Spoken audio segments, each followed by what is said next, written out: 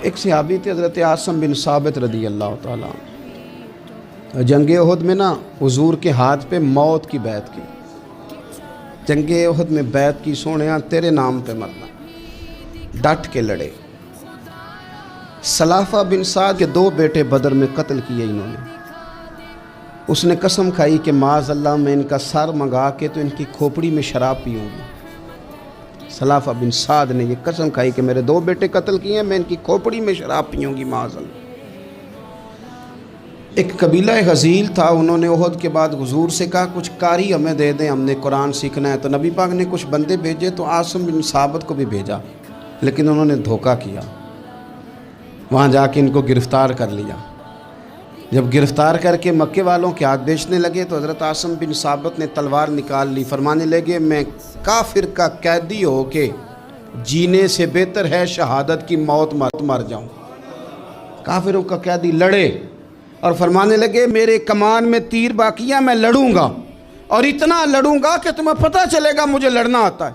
और फरमाया मैं सब्र करूंगा और सब्र करके दिखाऊंगा, मैं डटूंगा और तुम्हें डट के। अकेला बंदा मैदान में डट गया, अकेला।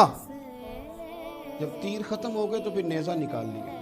ये बात आपको इसलिए समझा रहा हूं कि कुछ लोग कहते हैं जी मैं अकेला क्या करूं, तो ये आखिर में याद रखें कि सब्र आपने करना है चाहे अकेले भी रह जाएं, हौसला करना है चाहे अकेले भी रह जाएं। अकेले लड़े, तीर खत्म हो गए तो नेज़ा निकाल लिया, खूब लड़े।